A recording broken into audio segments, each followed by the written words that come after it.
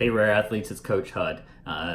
This video is going to be talking about our general philosophy towards our programming at Rare for the next several cycles. This one will be, again, a general video. I or one of the other coaches will do a video roughly at the beginning of every cycle or every couple months to kind of tell you what's in the upcoming cycle and the purpose of that cycle, so you have some more insight into your programming. Again, this is a general one, so we'll leave this one up for reference. We're putting all this information in a video so you can rewatch it again. And if you guys got feedback, thoughts, suggestions, we're always willing to hear that, and that's even why we're modifying a little bit of our programming. So I know we've had a lot of success with our previous programming, and we're going to keep some things similar to our previous cycles. We do want to make a couple changes because of just time periods in the workouts and getting everything in, and sometimes people feeling rushed, and some people have some general aches and pains, so we're going to try to adjust a little bit there, but still try to get you guys all the quality programming that you're used to. So Monday, Tuesday, Wednesday, Friday is still going to be our regular programming that you guys have been seeing. We will have a strength portion at the beginning of the workout, and then we will do a Metcon. On Monday, Tuesday, Wednesday, and Friday, we will also have strength portions after class. So they will be built in so that they're not going to be part of the class, but that you can execute after class if you'd like some additional work. It is strength focused as we start out this first cycle, but maybe as we go through, we can add in more options between skill or strongman work. Thursdays will still be open gym and strongman. And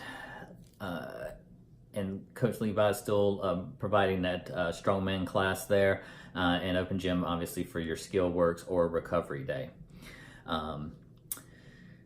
The strength portions at the beginning of class, we're going to limit that to one strength portion. We did have classes where we were doing like sometimes a strength and Olympic movement or two different strength movements, and a lot of people felt rushed to get in their reps and sets, and we want to give a little more time for people to warm up and be ready for the day. Again, you'll have the strength pieces at the end of class or after class if you'd like to hit those.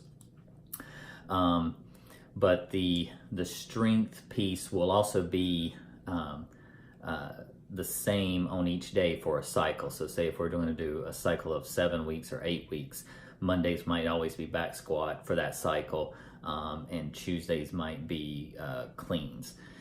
Wednesdays might be presses, so that if you do come regularly on the same day, you'll get through a complete cycle working through one strength piece, one strength movement without a lot of bouncing around, but you'll still get a lot of the other movements in the Metcons. And then when we go to another strength cycle, we'll kind of we'll rotate those around a little bit, so you're not always having the same one on the same day. Fridays will still be our benchmark workouts, hero wads, or we'll even add in some previous open workouts, always getting us prepared for whenever the open comes around.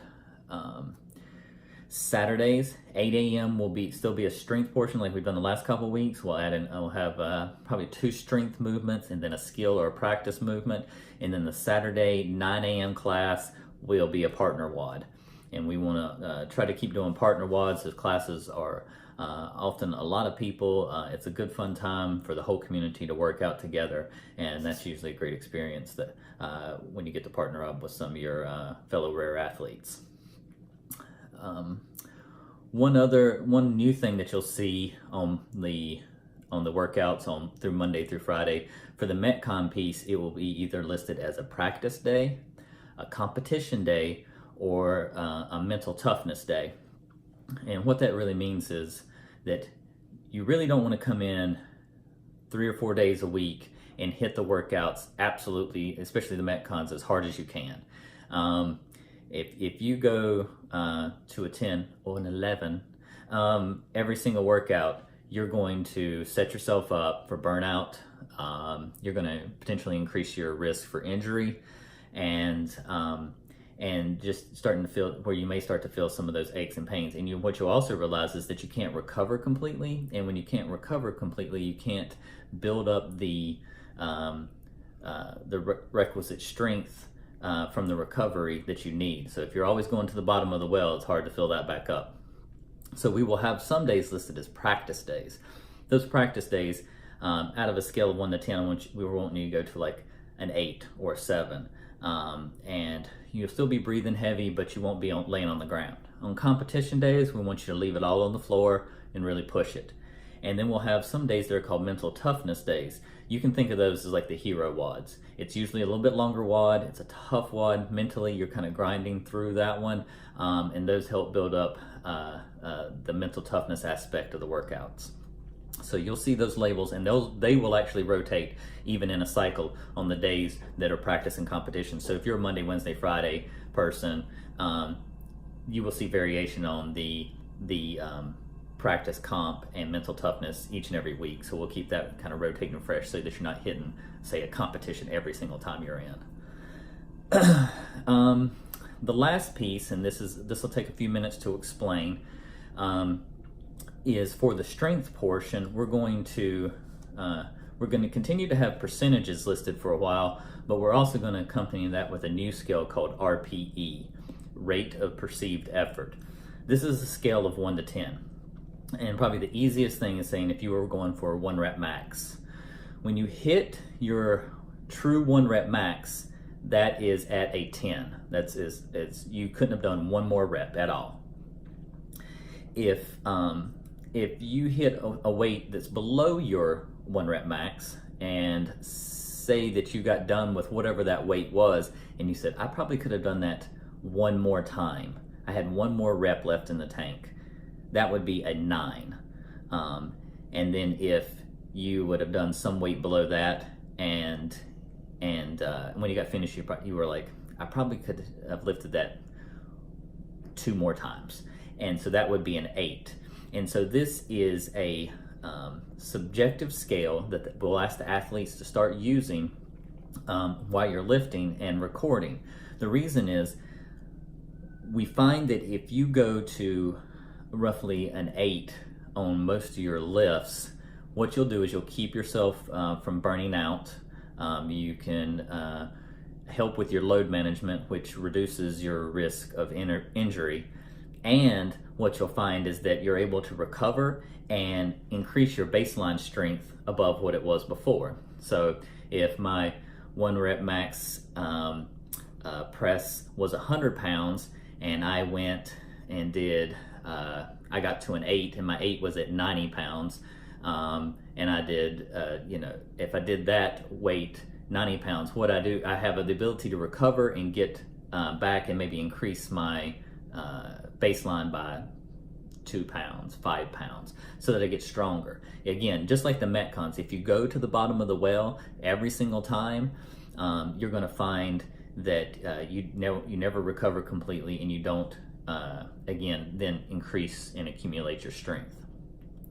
What this also allows is that if you've had a stressful day and you come in and you're like, oh, I'm supposed to lift 90%, but today I don't have 90%. Today my 90% feels like 110%, and you try to grind through it, again, you're going to burn yourself out. So what that allow you to do is, if I tell you to lift it at an RPE, do 1 rep at an RPE of 8, today that might only be 80 pounds because you've got all this other stress in your life that's going on and doesn't allow you to, and you're just not feeling it that day. But you try to get the most out of it without increasing your risk for injury.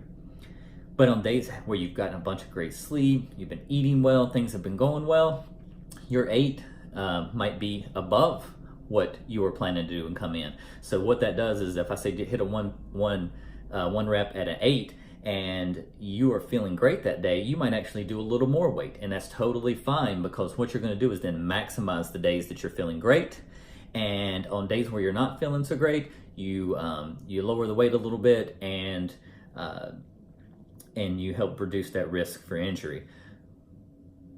Athletes who have been lifting for a while are kind of naturally regulate themselves with this anyway. This just adds a numerical scale for that and helps athletes train towards that. So what you'll see is the coach is starting to help with that. Again, we will have this scale, this RPE scale, listed along with percentages for a while to help people figure out where they're at.